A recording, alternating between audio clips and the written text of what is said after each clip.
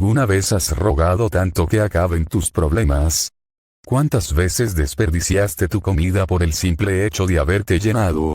Somos tan soberbios que no vemos lo felices que somos con tan poco, y seguimos pidiendo más. El día de hoy, te presentaré a personas que dieron todo de ellos, para sobrevivir a una terrible desgracia, llena de hambruna, cansancio, miedo, frío y desesperanza, aún peor que lo que pasó en el Titanic. Así que comenzamos.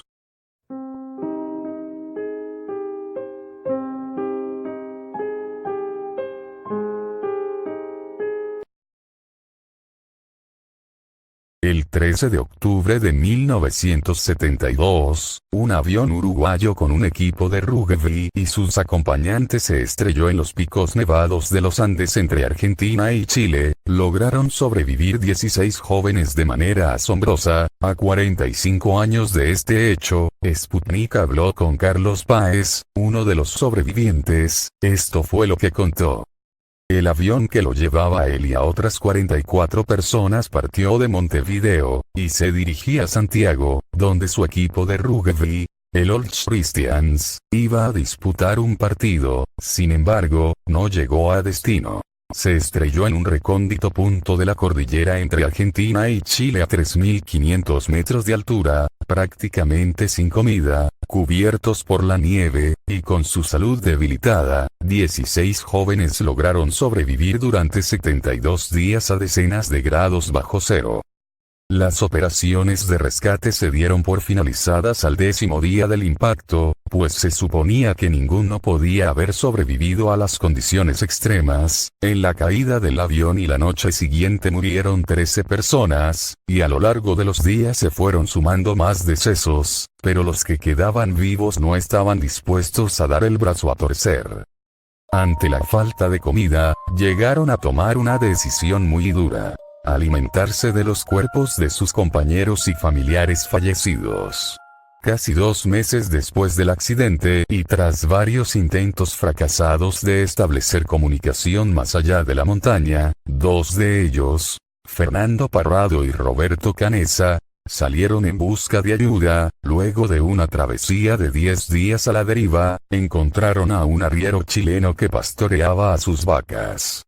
A partir de entonces comenzó el rescate de los que estaban varados en la nieve. Si hay algo que yo comparo con la felicidad, fue ver llegar a los helicópteros. El ser humano se empecina en ver los símbolos en negativo. La cruz es algo que tacha, que elimina, pero para mí las aspas del helicóptero son un símbolo de libertad. No hay nada más maravilloso porque fueron lo que me liberó de ese infierno de nieve, relata Páez. ¿Pero qué fue exactamente lo que sucedió? De las 45 personas en el avión, 13 murieron en el accidente, otros 4 habían fallecido a la mañana siguiente, y el 8º día murió la pasajera de nombre Susana Parrado, debido a sus lesiones, hermana de Fernando. Los 27 restantes tuvieron que enfrentarse a duras condiciones ambientales, 25 a menos 42 grados Celsius, de supervivencia en las montañas congeladas, aún en plena época de nevadas, en medio de la primavera austral. Durante varios días las partidas de rescate intentaron localizar los restos del avión sin éxito. Incluso algunos aviones estuvieron cerca del lugar, pero muy alto para poder encontrarlos. Muchos de los supervivientes habían sufrido diversas lesiones cortantes o moretones, y carecían de calzado y ropa adecuada para el frío y la nieve. Se organizaron para resistir las duras condiciones imperantes. A pesar de las condiciones y el grado de debilidad y aletargamiento, los supervivientes, liderados por el capitán del equipo, fabricaron elementos y utensilios ingeniosos tales como alambriques, guantes, con los forros de los asientos del avión, que se desprendían con facilidad, botas, con los cojines de los mismos, para evitar hundirse en la nieve al querer trasladarse, y anteojos, con el plástico tintado, para resistir el encandilamiento de la nieve o el frío. La mayoría de los supervivientes dormían con un par de pantalones, 3 o 4 suéteres, 3 pares de calcetines, y algunos se tapaban la cabeza con una camisa para conservar el aliento, para evitar la hipotermia. En las noches más frías, se daban masajes para reactivar la circulación e intentaban mantener la temperatura corporal en contacto entre sí. Algunos preferían dormir descalzos para evitar golpear a alguien con sus zapatos. La búsqueda se suspendió 8 días después del accidente. En el 11º día en la montaña los supervivientes escucharon por una radio a pilas, con consternación, que se había abandonado la búsqueda. La noche del 29 de octubre, a 16 días ya de la caída, una nueva tragedia se cernió sobre el resto del avión y sus ocupantes. En la noche, a eso de las 23, una luz se deslizó y sepultó los restos del Fairchild FH-227D, entrando por el boquete de la parte posterior, arrasando el muro provisional que se había fabricado como protección y sepultando a quienes dormían en su interior, salvo a un joven, Roger Leigh, quien desesperadamente comenzó a cavar en busca de los que yacían bajo la nieve. Pese a los desesperados intentos de rescate por sus compañeros, 8 personas murieron asfixiadas bajo la nieve, incluyendo al capitán del equipo Marcelo Pérez y al último pasajero de sexo femenino, Liliana Navarro de Metol. No obstante, el enterramiento del fuselaje permitió al resto de los supervivientes no morir congelados más adelante.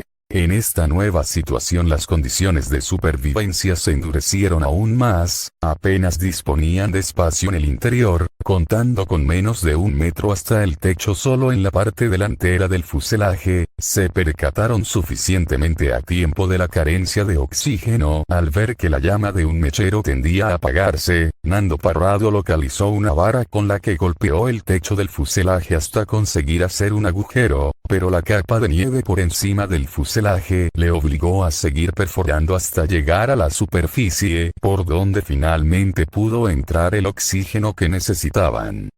Podían sentir como en el exterior se estaba desarrollando un duro temporal, del cual se protegerían en el interior del fuselaje. Sin embargo carecían del alimento que almacenaban fuera del mismo. Esto les obligó a hacer uso de alguno de los cuerpos de sus compañeros fallecidos en el alud que se encontraban en el interior. Este hecho les condicionó de tal modo que posteriormente reubicarían los cuerpos, tendiendo en cierta medida a dispersarlos pensando que así facilitarían más su disponibilidad ante situaciones inadvertidas.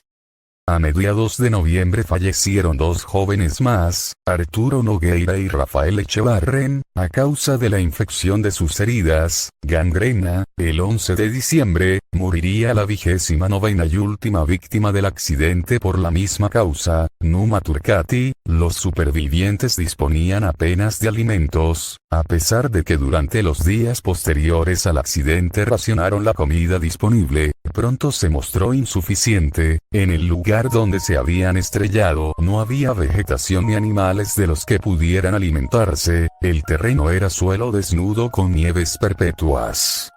El grupo pudo sobrevivir durante 72 días y no morir por inanición gracias a la decisión grupal de alimentarse de la carne de sus compañeros muertos, práctica denominada antropofagia, quienes estaban enterrados en las afueras del fuselaje. No fue una decisión fácil de tomar, y en un principio algunos rechazaron hacerlo. Si bien pronto se demostró que era la única esperanza de sobrevivir, muchas consideraciones pasaron por el tema religioso católico. Pronto se impuso la regla, o exigencia, de no utilizar como alimento a ningún familiar cercano, ni tampoco a algún fallecido de sexo femenino.